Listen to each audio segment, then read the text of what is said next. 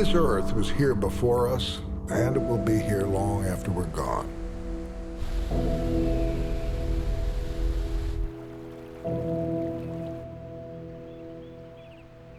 Every living thing on it has evolved together over eons of time.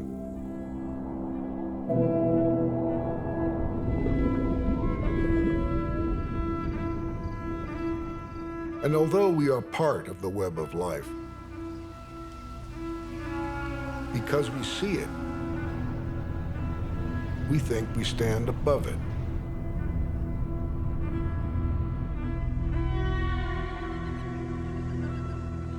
From all that nature gave us, we have made a new world out of wilderness, built great civilizations. It seemed there was nothing we could not do. Even the sky itself was not the limit.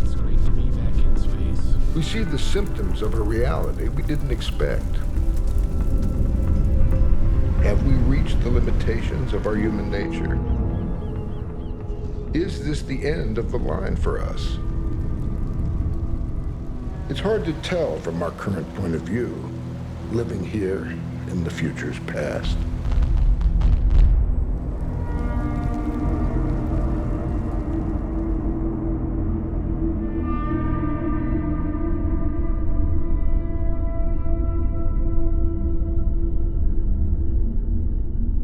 The world that we live in is just this shockingly blue sphere.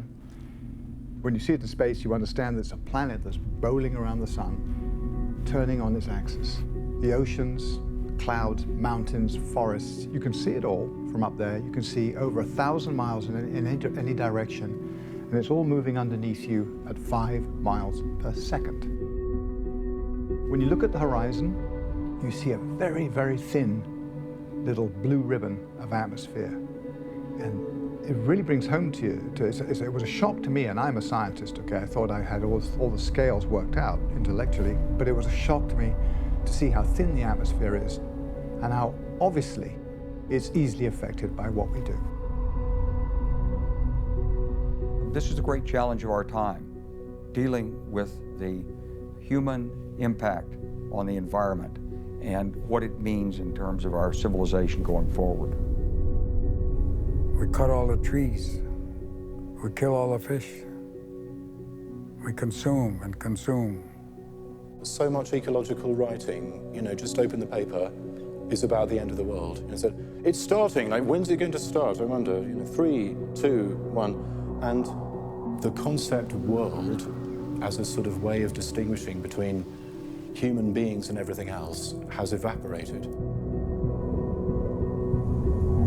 This is the only place that we know out of this whole universe that we can live. Life is messy. We are changing multiple aspects of the Earth environment. Predicting all of the effects of it is incredibly complicated. What do we do? We've been standing back and watching nature decline before our very eyes. It's on everyone's mind, is why are we not doing more in response? We've used our abilities to build a huge technological society that's very advanced. But in our essence, we're still animals. And one of the problems is that as animals, we have certain emotions and certain tendencies that are counterproductive in our great complex society. Spinoza, the philosopher, said man doesn't really understand all the unconscious processes which actually really control their conscious behaviors and thoughts. Perhaps the solutions we're looking for start in us, in our genes, our subconscious motivations, our most primal instincts. We are the most flexible species ever evolved, I would think.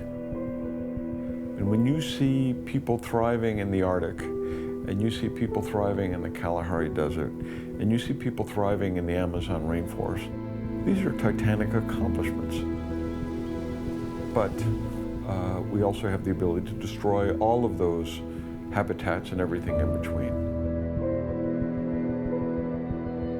Can looking at evolution help us understand the current conscious self we have and the future of humanity.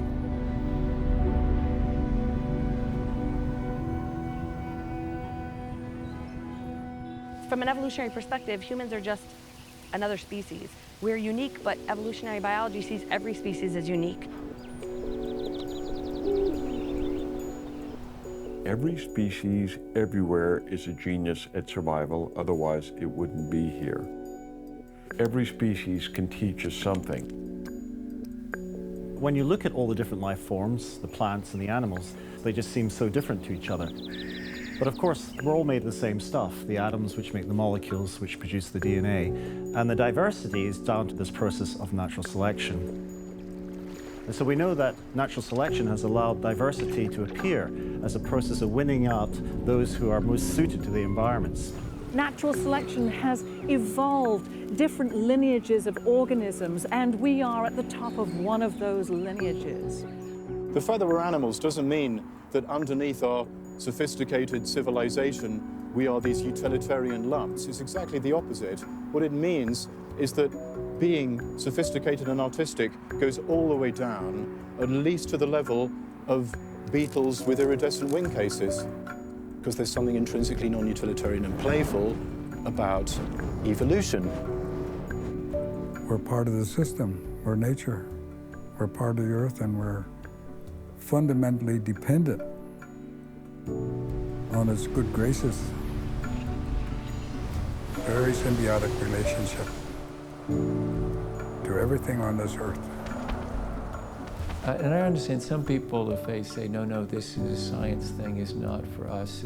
That's the province of God. We shouldn't go there. I can hear that view, but I really don't think it's what I see in Scripture. What I see in Scripture is, come on, I want to show it to you. I want to reveal myself to you. I don't see science as challenging my faith. In fact, I see it as affirming my faith. We are new on the planet. We are the most newly evolved. We're a trial run.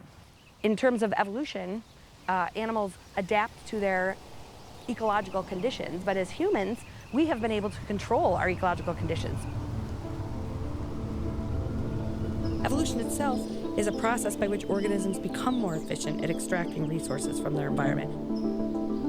Humans are unique, and that what makes us so different from all of other animals is our mastery of technology. We're uniquely able to transform our environment in ways no other animals can.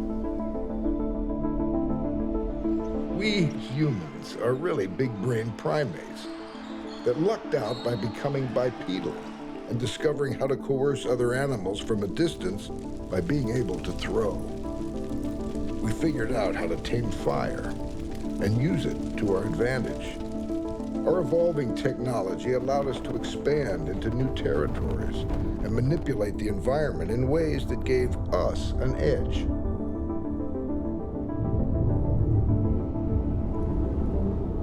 Places like this remind me about how harsh nature can be. We're so used to living in air conditioning and having the comfort of the modern world. But when you go out into nature and experience it firsthand, you're reminded very powerfully about how weak we are as an animal. And this is because we are fundamentally a cultural species. Culture is our life support system. Our cumulative culture allows us to cushion ourselves against the harsh realities of the environment and to reshape the environment. Our culture is an integral part of our ecology. We can trace human ancestors back over 4 million years and anatomically modern humans for more than 200,000 years, and we have inherited their successful survival traits. These traits are in all of us to some extent. Traits like optimizing time, really caring about what other people think about us, and comparing ourselves to others. We are still trying to attain the same daily emotional state as our successful ancestors. We carry the same neurotransmitters in our brains that created the exhilarating feeling our ancient ancestors got when they had the unexpected reward of finding a berry or a nut, or were looking forward to a successful hunt. But in a culture of amazing technology, we are surrounded by ready-made stimuli pushing us to reward ourselves. Our evolutionary impulses can be easily hijacked.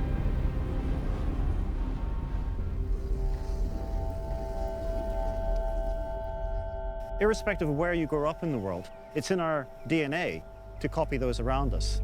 For humans, imitation is part and parcel of what it is to be a member of a tribe. Now our adaptations are primarily to the cultural environment we've created around us. If we don't fit into our culture, we're not going to reproduce. We're not going to survive very well. We're going to be ostracized. And being ostracized in a social species like ours can feel like a death sentence. Do we have a human brain mismatch between how we evolved to be here and the modern circumstances we find ourselves in? Are our needs any different from our ancestors? Need, the word, can mean strongly desire, can't it? Like, I really need a bar of chocolate. And I'm afraid to say that from my point of view, I'm sure Neanderthals would have totally loved Coca-Cola Zero. Like, they look really good and pure because they didn't have it. You know, it's us poor saps, but presumably they got the same nervous system. If it's true that Neanderthals would have also become addicted to Angry Birds, there's something true in contemporary society. Contemporary society is saying something true about ancient people. This is a modern human brain, and as far as we can tell, it's identical to the brain of individuals who lived 50,000 years ago. But of course, the information which is stored in the modern brain is very different to that of our ancestors. The brain really basically encodes information, and that information will change from one generation to the next. So you can see the course of human evolution as the accumulation of wisdom and knowledge that we pass on from one generation to the next.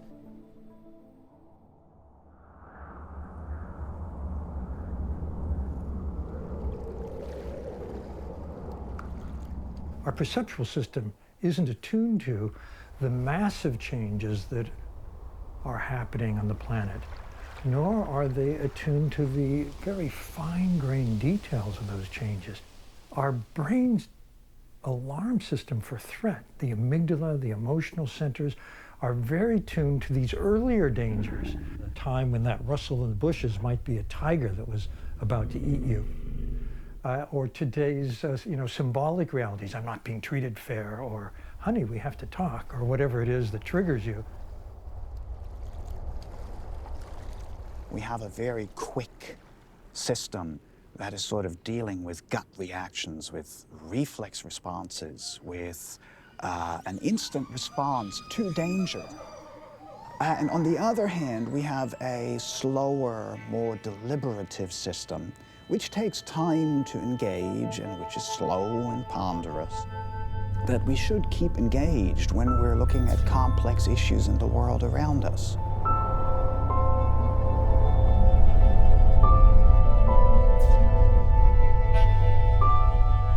We are physical and biological beings living in an ocean of cosmic energy. That sounds pretty trippy, and it is. Where every part contains information about the whole. The long view is both forward and back.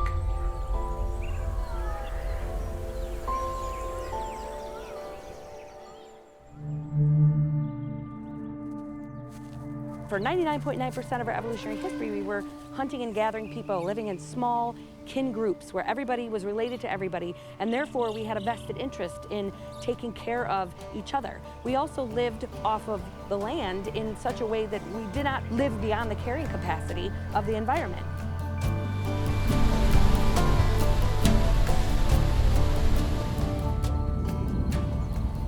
There was no way to store food for long periods of time, and therefore there was no ability to acquire surplus. What this resulted in was it created a very egalitarian social system where women had autonomy, there was no real rigid dominance hierarchy among men. And it was only after the invention of agriculture and the domestication of plants and animals that humans were faced with the situation of what to do with these surplus resources. This was the beginning of the Neolithic Revolution. We started farming for the first time. Everything took off from there, and that's only been around 12,000 years. That's a blink of an eye in evolutionary terms. Controlling the production and distribution of these surplus resources led to a change in human cultural and social organization.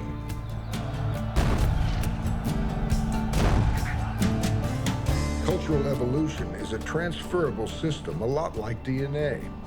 It has all the properties of an evolving system.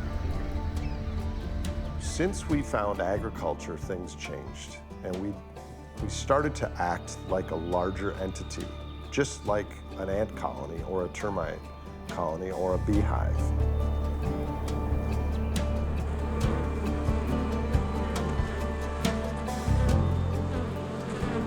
Bees and ants are individual organisms performing different roles. They rush about to feed or defend the colony, and collectively they create a superorganism. Of course, humans are not social insects, but if you were able to watch a village or a city from a distance over time, it looks a lot like a growing interdependent superorganism. A reorganization of material existence with far-reaching implications. Today we live in a world of material abundance and inexpensive energy. And this leads us to think that this is normal for humans, that it's the normal human condition.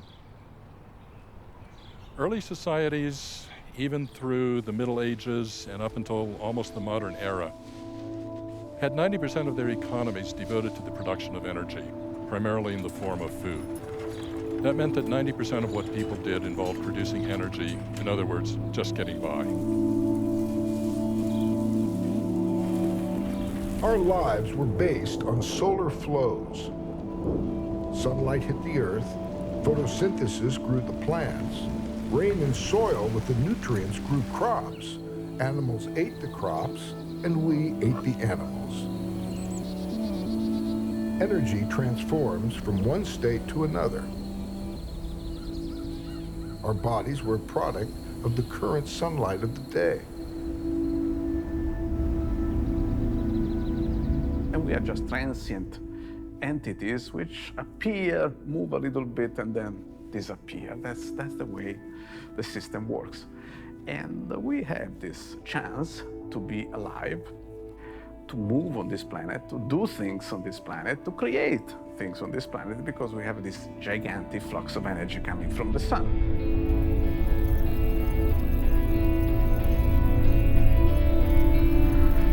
The whole universe is a giant machine for dispersing energy potentials. Energy is everything in the sense that nothing moves in the universe without an energy potential available.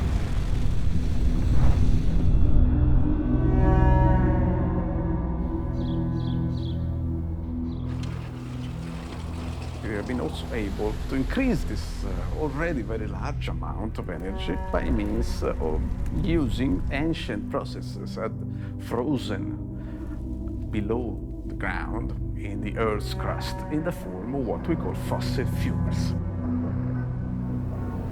Fossil sunlight is so powerful, it's indistinguishable from magic. And we're mining this ancient sunlight in a very brief period of human history.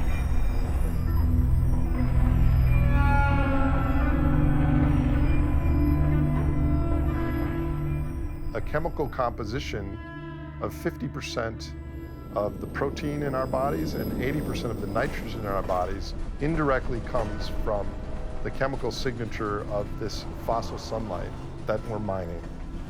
So we are different than our ancestors. They were made of sunlight, we are made of fossil fuels. In hunting and gathering societies, solar energy can provide enough food to support maybe one person per square mile. Basic subsistence agriculture can support more people but nowhere near the population densities that we have today. The way we live is an anomaly.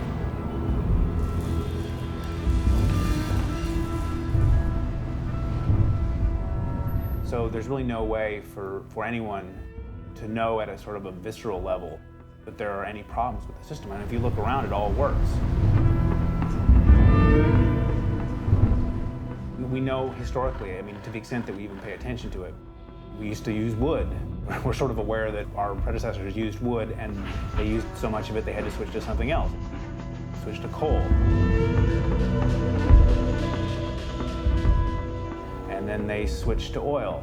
80 years ago, the oil in America was just under the surface. We would need very little machinery to get these gusher wells, and we would get out over 100 times the energy that we put in.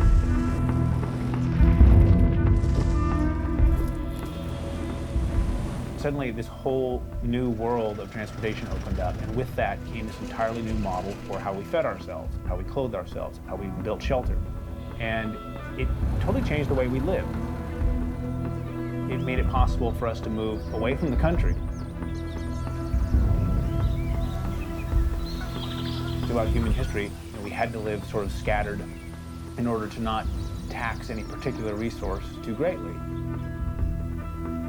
As we began to be able to import food or import energy, we could pretty much live where we wanted to, and where we wanted to live were in the cities. So we have this massive migration. We empty the countryside.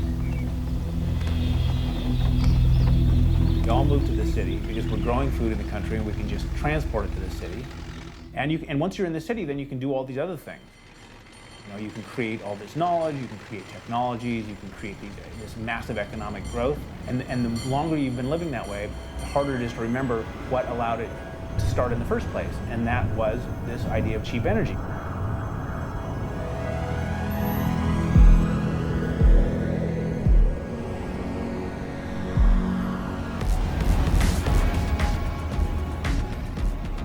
Humans gradually became a functional superorganism. At first, we would maximize grain surplus. We would grow more grain and store it, and that would allow our population to increase and our territory to expand. But now we're maximizing surplus value. We're maximizing financial, digital, electronic representations of surplus. But all money really effectively is a claim on some energy services. And so what ends up happening is money, trade, technology are all in service of the superorganism.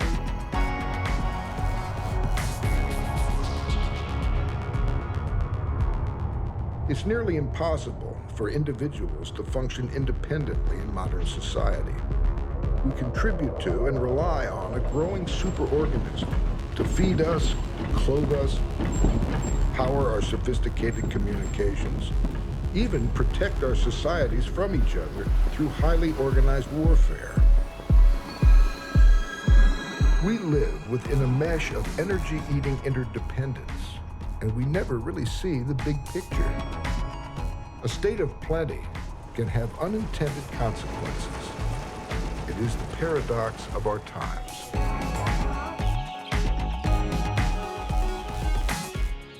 Running in the background of all that we do, whether we consider ourselves to be capitalist or Soviet or feudal or everything, is a kind of program, a kind of recipe, a kind of algorithm. The logistical functioning of Neolithic society, which started all over the world. The trouble is that when you wash, rinse, repeat, eventually, when you do it enough times, it starts to reveal its flaws. For example, me starting my car is statistically meaningless from a global warming point of view.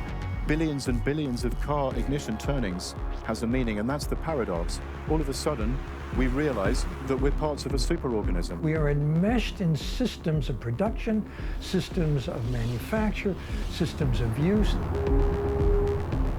It's incredibly important to recognize that we're all part of the system.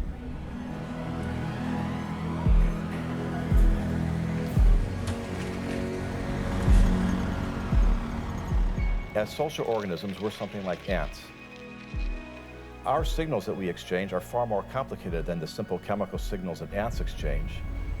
But we do exchange signals, and as humans, we take individual actions that, on the whole, cause emergent behavior. The problem that's happening today is that the emergent behavior is growing very complex and detrimental to the planet, to ourselves, and to many other species.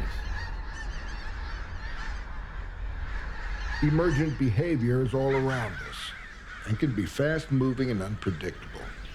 No one could foresee our patterns of interaction would lead to the internet, the smartphone, the disappearance of phone booths, and the rise of server farms. Who knows what will happen next? We're all in this together. Maybe if you're off the grid and truly walking everywhere you go, maybe then you have a right to polish your halo. We're tiny little microbes on the surface of this huge planet. We can actually affect the planet and cause it to respond.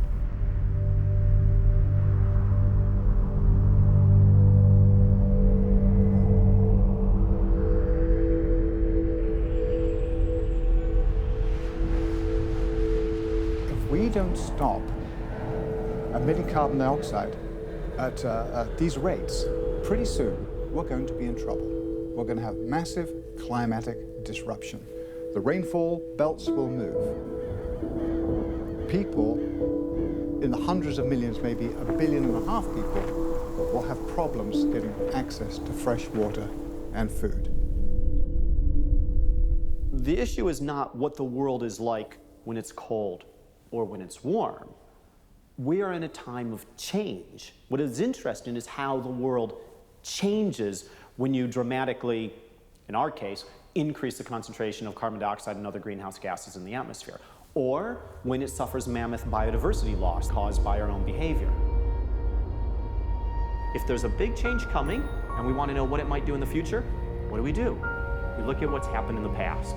Geological history largely reinforces the lessons from the climate models. When they say the doubling of carbon dioxide will lead to about 2.5 degrees to 3 degrees of warming, the history of the Earth is broadly in agreement with that. So a lot of my own research is focused on the reconstruction of past climate. We look at dramatic transitions. And there's not a lot of those, because in Earth history, things change gradually. 3 years ago, I started on a project. It was to look at an event that was about 120 million years ago, and it was to explore exactly this. It was what we generally considered a rapid ocean acidification event, a rapid warming event. And we thought, let's look at this and see what happened. And as we studied it more and more, and we got better and better age models, and we got better and better reconstructions of the climate change, it became apparent that this particular event that happened about 100 million years ago, the climate change happened over about 40,000 years. This is the same degree of climate change that we think might happen over the next 100 years.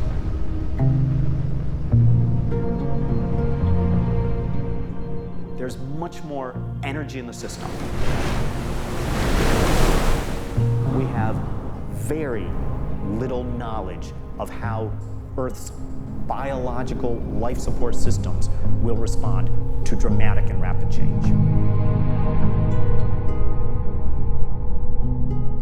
We have extraordinary biomes on the planet that all are individual pieces of a jigsaw.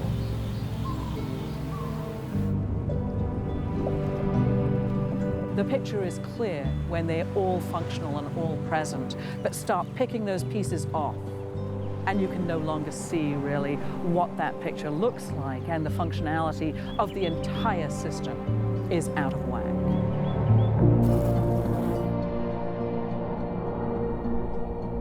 Arctic ice cap is shrinking. The Greenland ice mass is being lost at 300 gigatons a year. That's 300 cubic kilometers of ice a year is disappearing. The oceans are changing, sea level rise.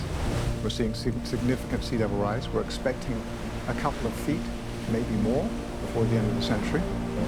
So all these things are facts. It's not so much the change itself, but it's how fast it's happening.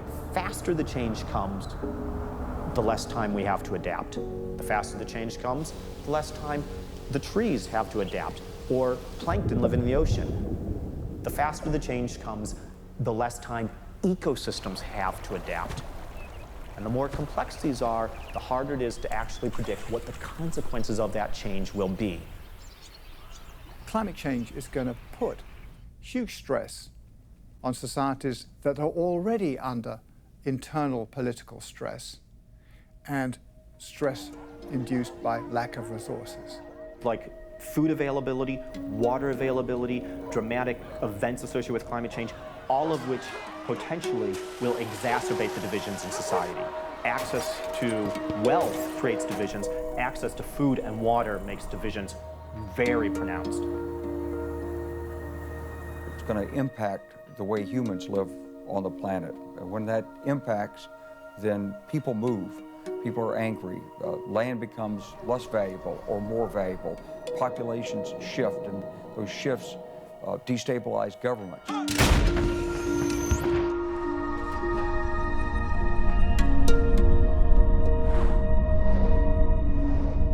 We might look up at night and wonder at the faraway stars as if we were in a pristine crystal snow globe. But our problems can no longer be pushed into the backyard of the less powerful, less fortunate among us. No, here we are, and here we remain, where everything from farmers, dogs, LED lights, flowers, pencils, politicians, microwaves, and penguins, the past, present, and future are all interrelated.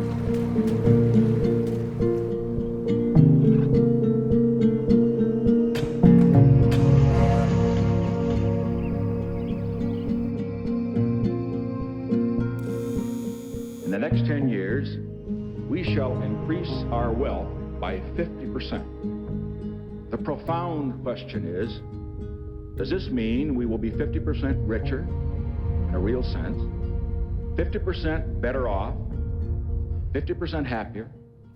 And so to just give more facts about climate change or about oil depletion or about environmental destruction, people don't know what to do because they're part of this organism trying to get more feel-good brain chemicals.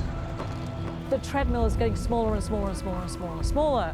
And the number of people who want to be on the treadmill is getting bigger and bigger and bigger and bigger and bigger. And eventually, there's going to be no room to run, and so people will fall off. Many people will fall off.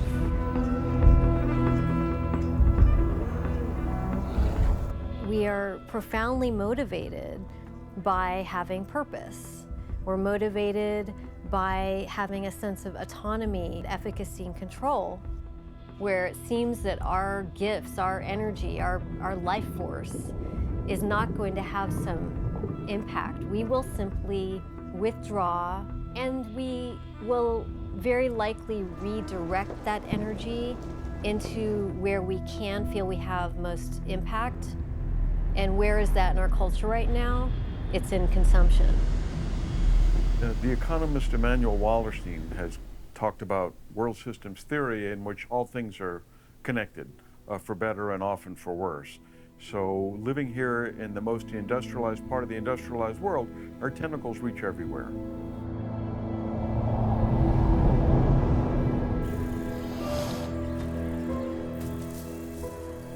Efficacy is the ability to produce a desired result. But are the results we're achieving the ones we intend? Wild animals are disappearing forever. Our intelligence is remaking the world before our eyes. Today we can just click on a link somewhere and have something appear at our doorstep without having any idea of what went into getting it there. All we know about what got it there is the price. We get more and more detached from the actual cost of creating and transporting what we're using.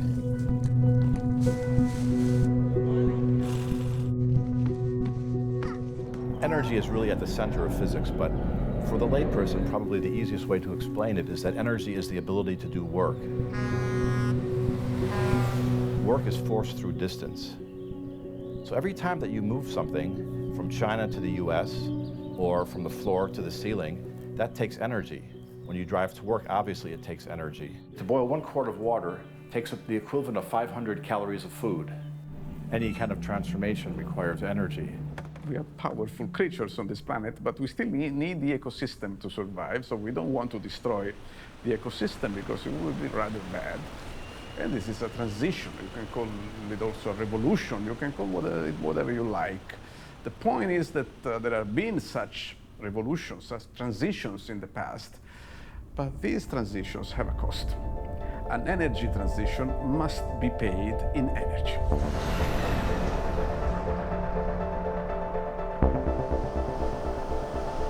Energy is the currency of life. Energy creates movement and food. All life taps energy flows.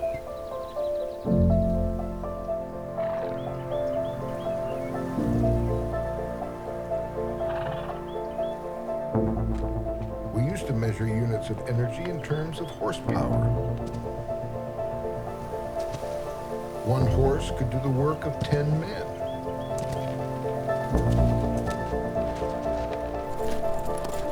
A small tractor can do the work of 40 horses.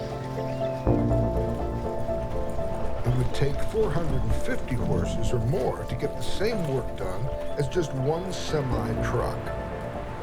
And unlike horses, trucks can work day and night in any weather. The flow of fossil fuel has turbocharged our society. And so to just say we have the science now to realize that these fossil slaves, they don't complain, they don't sleep, they're tireless, they're super strong, but they poop and they breathe, and their breath is causing our biosphere to warm up and our oceans to acidify. Let's keep them in the ground. It's not quite so simple. If you consider the power that's in fossil fuels, 90% of the work done in human economies is done by fossil slaves. The average American consumes 220,000 kilocalories every day. We don't think about that. We only think about the 3,000 or 3,500 of food that we eat.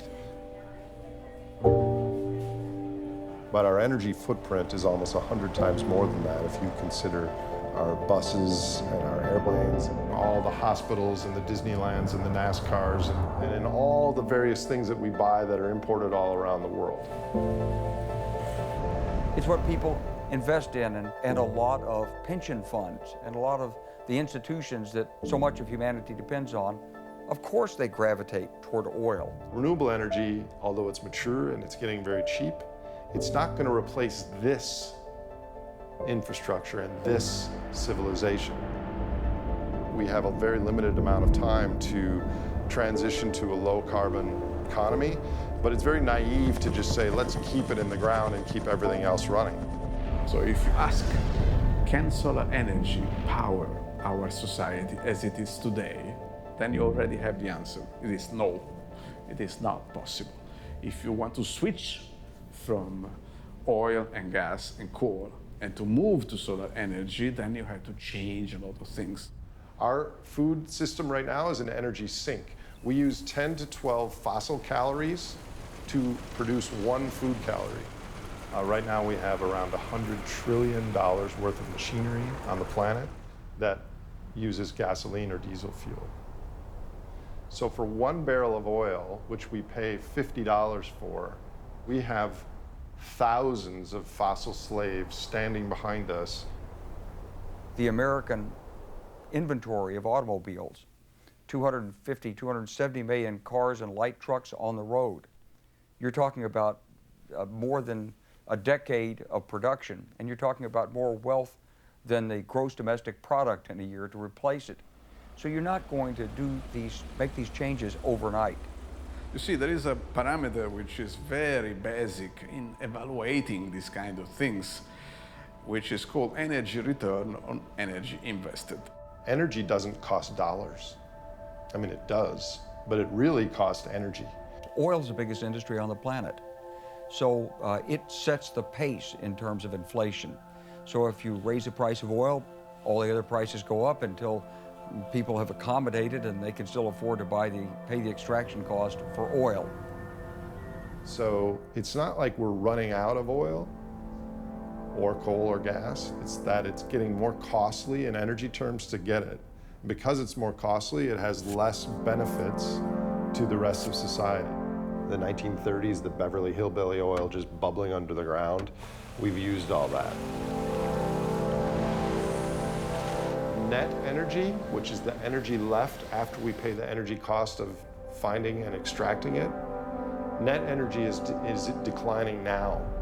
We don't realize the scale and the stakes of what's happening. When we take on debt, we are promising to repay it with future energy. The fossil fuels will not last forever. They cannot last forever. The energy potential in 1 barrel of oil is equal to a human being working 40 hours a week for 4.5 years. You have to think to the future. You have to save something for the future. In order to have a harvest of renewable energy, do not eat your seed corn, is an old saying.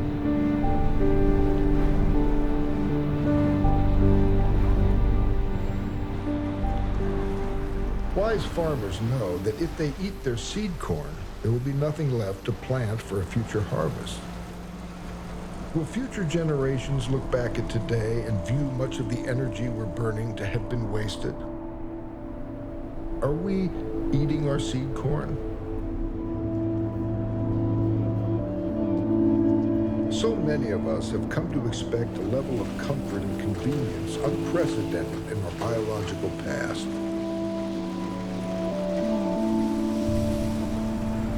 We need to redefine our expectations, not as what we will lose, but what we might gain by preparing for something different.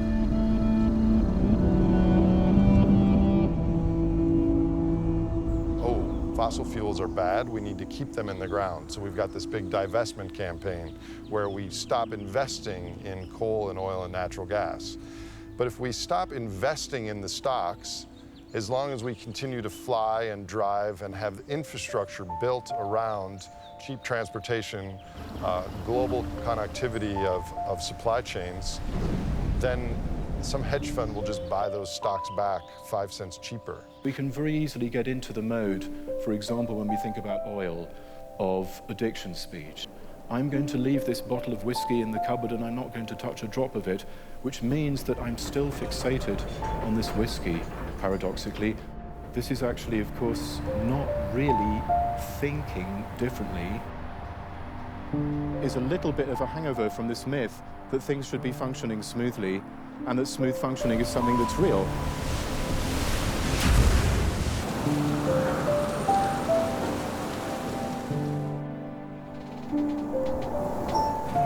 If you find yourself in 10 or 20 years from now in a world where energy isn't cheap, you're going to have to unwind somehow this massive global city system.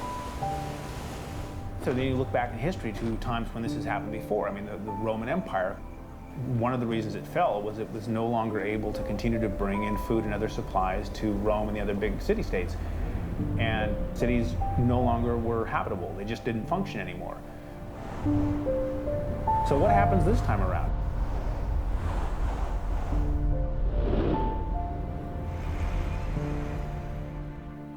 And in the past, it's been conflict with other tribes that has brought human progress, such as it is, at a tremendous cost of slaughter. World War I brought forth radio and airplanes. World War II gave us nuclear energy. Space race between the United States and the Soviet Union, the Cold War that gave us communication satellites and global positioning and many other things. And now we're into something where we have to work collectively. We can't work against each other. We have to work with each other.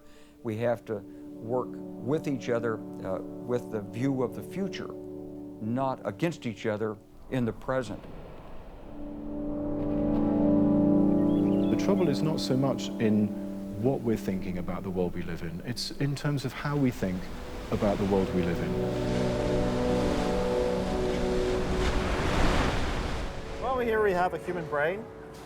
When you see it in reality, it seems kind of a bit disappointing, doesn't it? It's very small for what it does. If you think about what we're capable of, and to think it all comes out of a little object like that, it's quite remarkable. Let's take a moment to imagine entering a theoretical world where everything in existence, at all scales, has equal value. From skyscrapers and trees to humans. Cola, cups and orangutans. Shoes and suitcases. Vessels. Water. Diamonds and dragonflies. Even time itself. If we can imagine everything as intrinsically equal, then we'd know that what we perceive as reality comes from the value judgments that exist in our minds.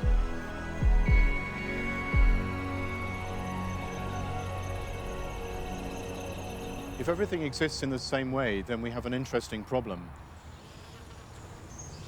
If it's true that even just by existing, I'm killing a huge number of life forms, then I have to figure out what kinds of life forms I'd like to kill. And I have to be rather conscious and explicit about it. And being conscious and explicit about stuff is an incredible drag. There's always an unintended consequence of what you're doing, for example.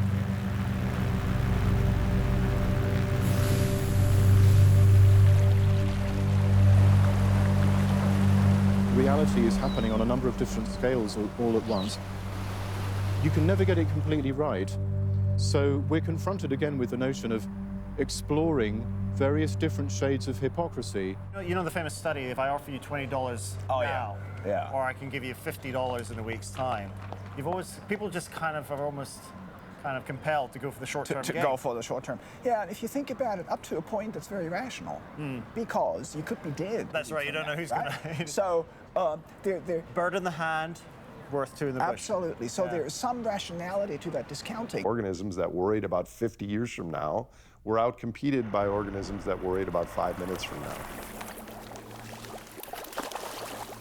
Our fate is in our own hands. No one else.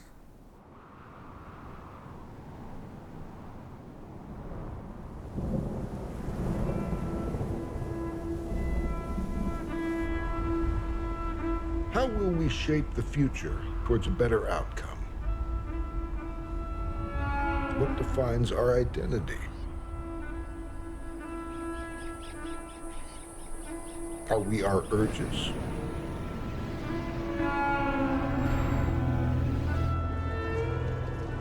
Are we our principles?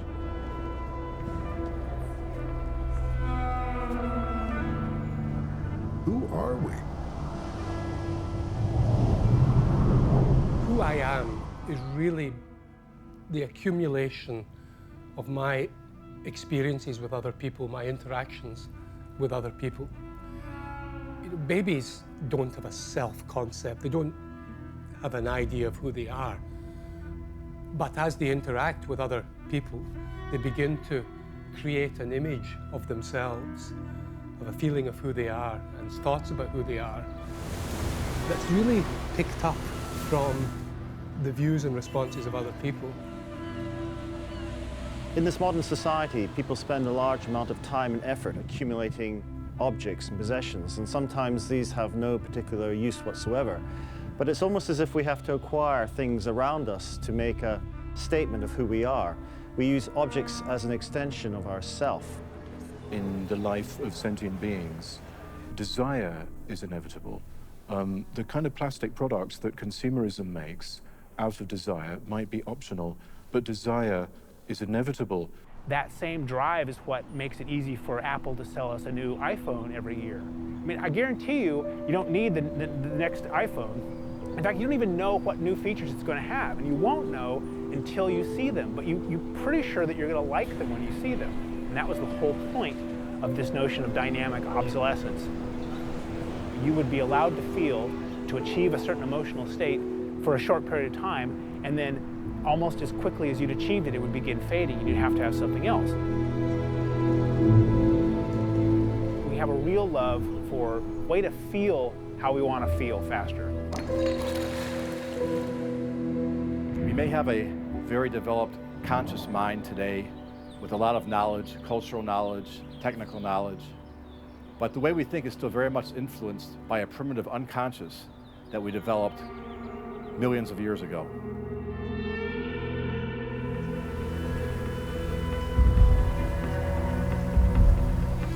We humans aren't just like animals.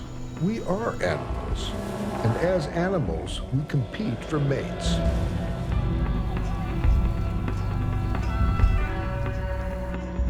Organisms in the wild that have extra resources to display, like flashy tails or large antlers, are advertising to their mates that my genes are so good, I don't need to skimp and save because I'm so strong I have these amazing attributes.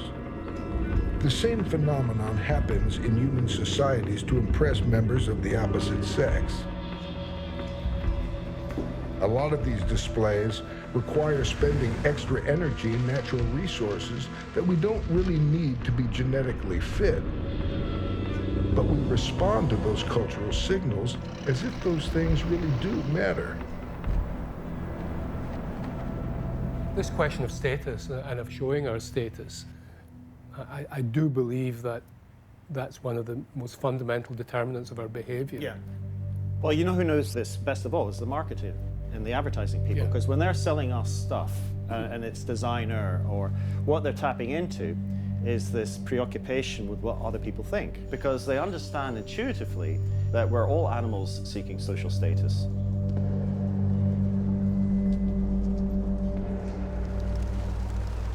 We like things to be convenient, we like things to be new, and we like bags that have names on it. We like to drink out of bottles that we can throw away. We like styrofoam containers for our fast food. Plastic itself is something that is persistent through time. It gets recycled, it gets recycled, it gets smaller, and now it's right back to us and detectable in our bloodstream.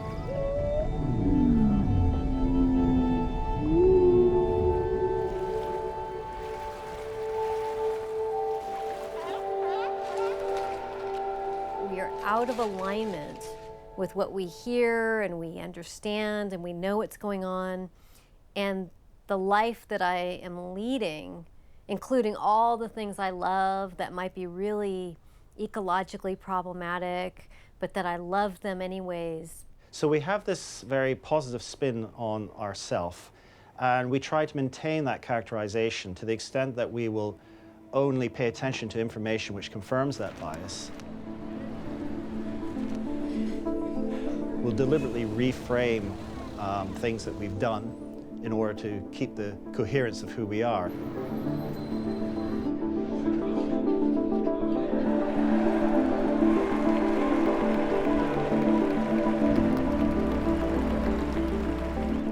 Our brains are always creating these distortions. We have no direct contact with reality. One of the important qualities that we developed that helped us survive was group identity. And today, group identity still plays an important role in our life and has an important unconscious effect on our attitudes and our actions. So we have this tendency always to sort of attribute blame to others rather than accepting it ourselves. And this is part of the bias which creates or keeps us this coherence of this being a good person. So, we're all capable of running around with the wrong idea of what is really going on in our world. And there is no mechanism or voice inside us to signal the artificiality of that. We don't want to live in a state of anxiety. We want to believe that the things we enjoy doing will never change.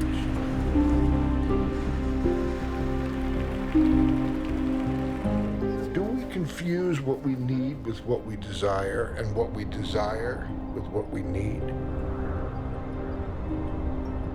Desire is logically prior to need, actually, and need is really just like stabilized desire that's been turned probably socially into something seemingly necessary. And so I think we need to be a little bit careful when we talk about being in an ecological society, meaning our needs matching up with what we want. So there's this constant dance between the inhibitory centers that know what's good for us in the top of the brain, particularly the prefrontal area, and the midbrain areas for emotional impulse, which just wants to grab that yummy thing and have it now. So let's say we're in a bakery. Everything looks so good, and our brain, which during evolution was designed to crave fat and sugar, is going nuts. It just really wants one of those yummy things. But then our prefrontal cortex, the part of the brain that learns, the part of the brain that understands, says to us, you know, this is fattening and you have that blood sugar problem, and it's not so great for you. And the prefrontal cortex has the ability to inhibit emotional impulse. And once we understand the true cost of the things we use and the things we do to the environment, the very same mechanism applies. And lets us pull back to the balcony of the mind where we see everything that's going on. Then we can make a better decision. This is the first step in changing our habits, because without mindfulness, we don't even notice the choice points. We just blindly, spontaneously, automatically do that thing we've always done. Our old habits take us over. When there's uncertainty, when there's a sense of precarity, when there's a feeling of vulnerability and confusion, that's exactly when we are most susceptible, obviously, to adhering to a message, a voice, a person who comes along and is able to meet those anxieties and those uncertainties with such confidence and certainty. And so that's what we've seen replaying over and over again in politics.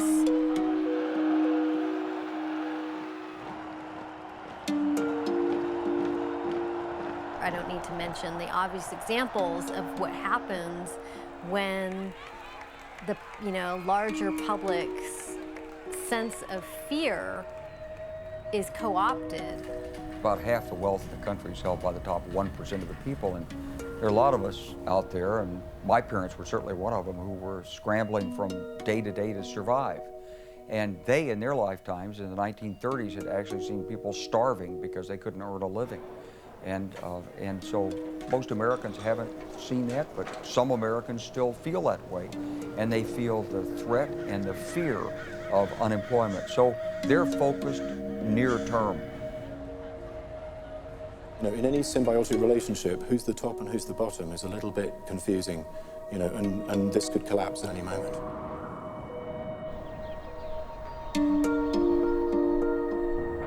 The desire to be rescued is based on a profound and deep sense of powerlessness. Open up a paper or watch a conventional ecological documentary, and what you'll see are all kinds of facts designed to make you feel scared and upset and guilty. This is how we talk to ourselves about ecological disaster. Now, the trouble is that means that psychologically we're actually still putting ourselves before a time when it happened, somehow allowing ourselves the choice to either go down that path or not. Now, the point is we're already down the path. When we on the climate science side talk about the reality of climate change, at first blush it sounds like a bit of a downer. So one's natural reaction if you hear bad news and someone else tells you, no, that's not true, is to at least sort of say, hope that the guy who's telling you that this is not going to happen is right. For 6 years in Congress, I said that climate change was nonsense. I really didn't know anything about it. Since I represented probably the reddest district and the reddest state in the nation, I knew that I needed to be opposed to it.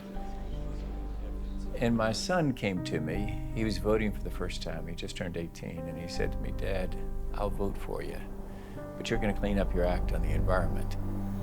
Your child is sick. 98 doctors say treat him this way. 2 say no, this other is the way to go. I'll go with the 2. You're taking a big risk with those kids. Some people think that what we have here is an information deficit, that if we just gave people more scientific information, showed them the science, then they would come around. We got people that make a living and a lot of money on talk radio and talk TV, pronouncing all kinds of things. They slept at Holiday Inn Express last night, and they are now experts on climate.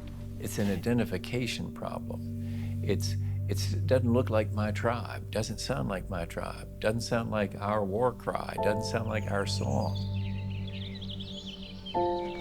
Too often it's presented, climate science is presented as though this is some kind of new religion and you got to believe. No, don't ask people to believe in climate science.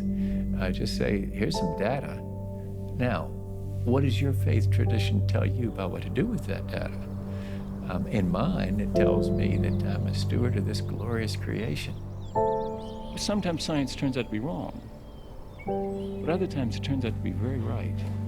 And the key to scientific endeavor is what we're here to discuss today, is openness, access to the data, and full challenging of the data. That's how we advance science. I look forward to the hearing, Mr. Chairman. Thank you for the opportunity. Thank you. There have been major revolutions in our thinking across civilization. For example, for thousands of years it was thought that the Earth was at the center of the universe. We now know that that's not true. And then, of course, there was also the idea that man is the pinnacle of the animal kingdom, but now we discover through natural selection and Darwinianism that we are just one, but a number of species that have existed. And finally, if you think about the self, the idea that we are individuals in control of all our actions and behaviors, that has been eroded away as we come to discover that this, in fact, is also not entirely true. So I think that the science has revealed the arrogance of the individualism, the egocentrism that we have about our planet, our species, and ourselves is unwarranted.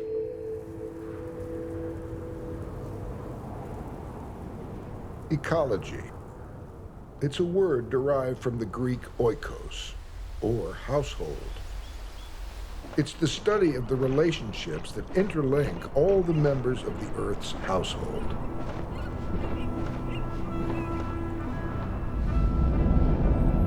We can't think of ecology as only existing over there, beyond, because it has no boundaries and is in a state of constant flux.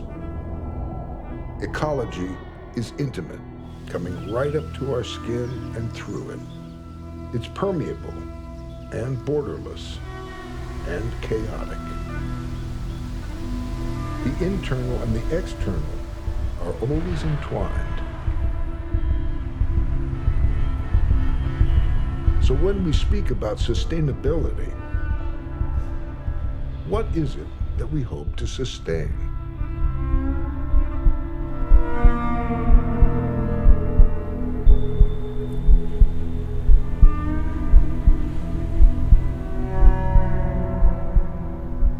One of the problems with philosophy is that it isn't just in your head. Philosophy is everywhere. Everything, in a way, was a dream in someone's head in built space. Thought isn't just something that's in here, thought is everywhere. The story that we live in right now is that we grow the economy by consuming goods, and in particular, consuming goods that exist in limited quantities. We have the tendency as meaning-making, story-making people, creatures, to have characters, to have protagonists who are the villains and who are the heroes and the rescuers. And that's deep in our human psyche, and that's how we tend to make sense of the world. And the tendency, very understandably, is to create villains, such as corporations or oil industries, and to create heroes, the eco-warriors. While that's understandable, what it's actually doing is it's creating a bit of an exemption story where we as individuals are somewhat exempt or somewhat out of the story. There's a lot of criticism in our culture right now that capitalism is bad and that without capitalism, we wouldn't be impacting things. And that's partially true.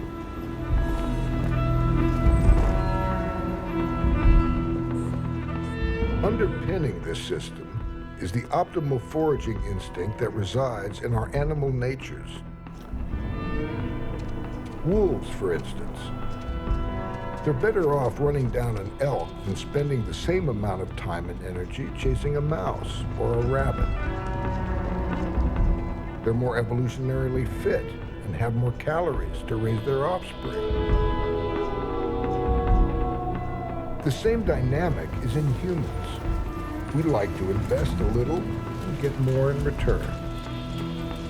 We do this in stock markets when we get a 20% discount on shoes, a 2-for-1 cocktail at happy hour, or a steal of a deal buying a house on some special foreclosure. Capitalism isn't entirely good or bad. Capitalism is in service of the superorganism. Together, we're functioning like a gigantic wolf pack, hungry for more energy.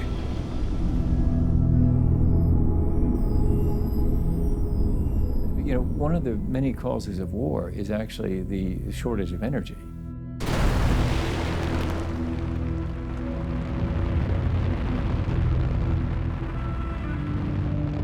Energy is always flowing from like a kind of compacted state to a less compacted state. Entropy is how things are constantly running down to zero. We can't actually create a machine that reverses entropy. Entropy is why time seems to only be going in one direction. Entropy is why you've never seen a broken glass reassemble as a perfect glass. And if you're looking for the perfect ecological machine that will actually fully put the energy back into the system that the machine has sucked out of it, then I'm afraid you're going to be waiting until after the end of the universe.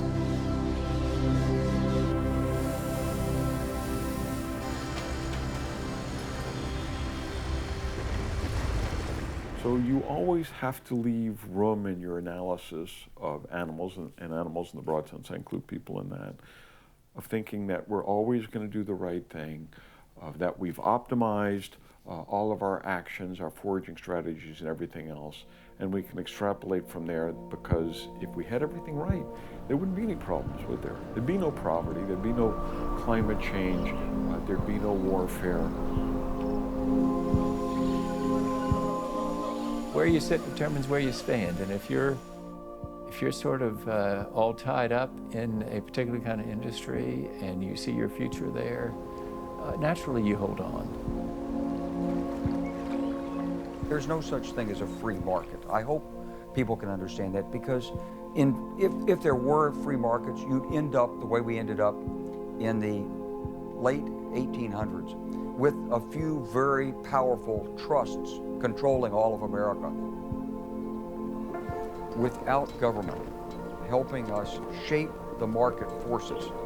The market forces will be taken by the very short-term requirements that are placed on them by us, by our need to go to the filling station and get the cheapest fuel, by the need for the pension fund to get its 8% return no matter what it's investing in. Really tough to earn the 6 or 7% or 8% per year that were in those actuarial calculations when the pension funds were established. So it's not some foreign institution that makes us be short-term focused, it's us. Why didn't the administration anticipate the energy crisis several years ago, formulate a positive action plan to do something about it? Have to bring a different perspective to this. A couple of years ago, I asked a member of Congress, I said, what's the toughest issue you're dealing with right now? And she said, federal subsidies for seashore flood insurance, because we've always subsidized it, and the cost of the subsidies is going way up, and people insist on buying these homes that are subject to tidal erosion and to flooding and to destruction ultimately. There isn't transparent, accountable pricing for all the impacts of the burning of fossil fuels. The markets aren't working right. And once those costs are revealed and put at the meter and put on the pump, then consumers will make choices that are in their self-interest. We'll be making transportation fuel on our roofs. Of course, I'm not saying that we get to nirvana and we don't have any war. One of the causes of war would be less, because energy would be more abundantly available and more distributed around the world.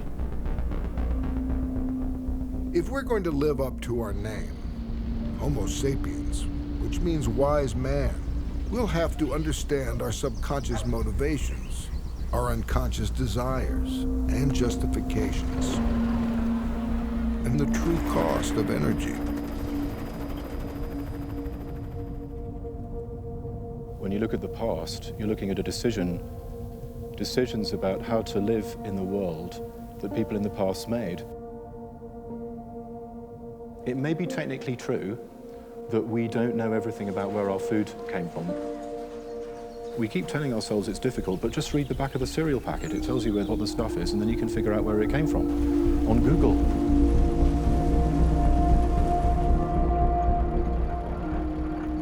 From what countries do the raw materials for an iPhone come from? Hey, there you go. But here's, how about this, the commodity chain.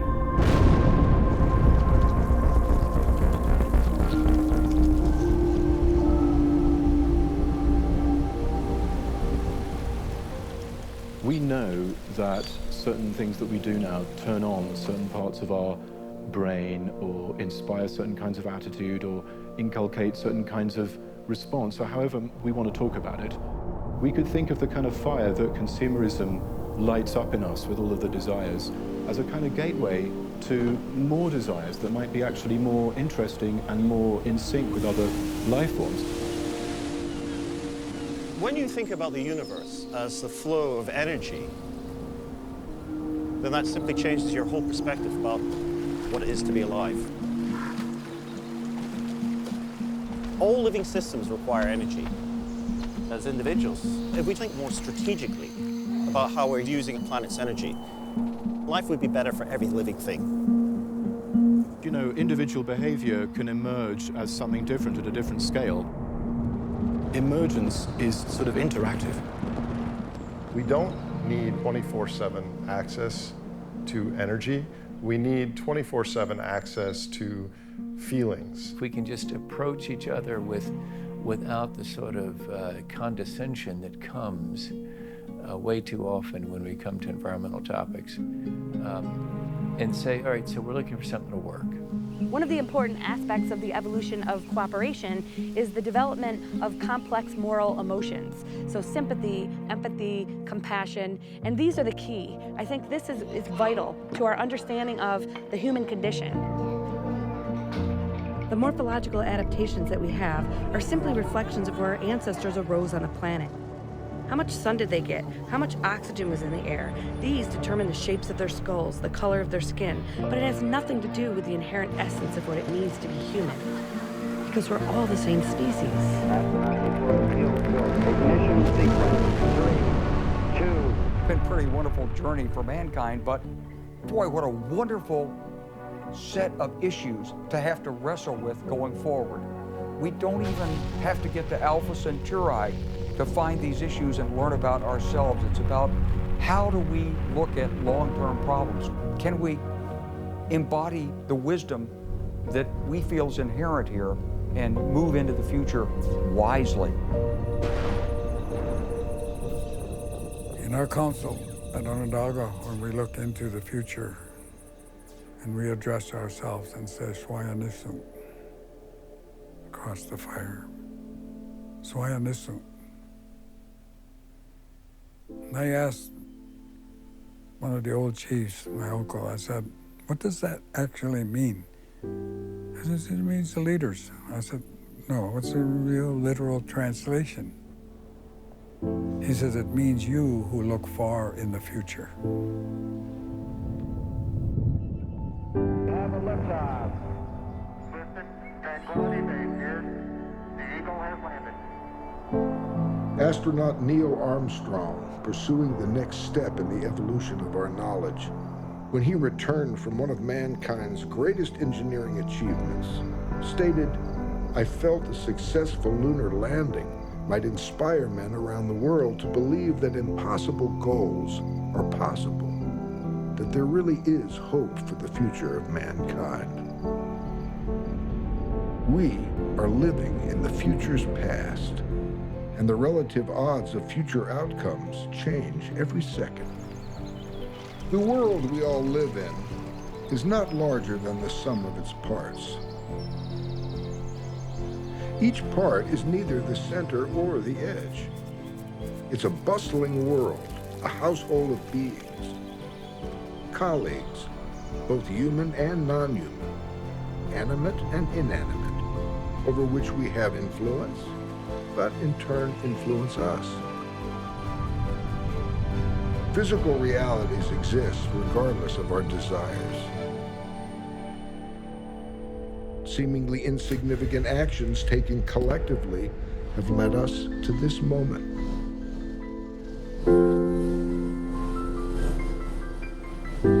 Everything is a system of relationships, and it's not easy to see the connections. The connections between the paint on a barn, the indifferent asphalt, a press conference, or to see the invisible links between human expectations, human vulnerability, human memory, and the fragility of life itself. No, it requires effort. Energy comes in many forms. It's both the means and the ends of all our pursuits. All of us held in the arms of the atmosphere. We don't have to be poets, scientists, superheroes, or saints. Each of us can think about how we think. Could the solution we're looking for be inside us? We're humankind. Ingenuity is in our DNA, and we can visualize. What kind of future would you like to see? What are you willing to contribute towards creating that future? Ask yourself, what am I willing to do? And not something that requires more effort than you're willing to make, and not some small contribution that just scratches the guilt itch but doesn't get the job done. No, ask yourself, what am I willing to contribute that comes natural to me? Something that I can sustain until the challenge has been met. Something that fits into my life, my profession, my hobbies, fits in with my relationships. Something that's a part of who I am. Yeah, you know, each of us is unique. Each of us has a gift, a strength that we can direct towards creating this world that we'd like to see in our future, that we'd like to see in our kids' and descendants' future. We love our kids, right? A quote from the religious philosopher Pierre Teilhard de Chardin comes to mind. After mastering the winds, the waves, the tides, and gravity, we shall harness for God the energy of love. And then, for a second time in the history of the world, man will have discovered fire.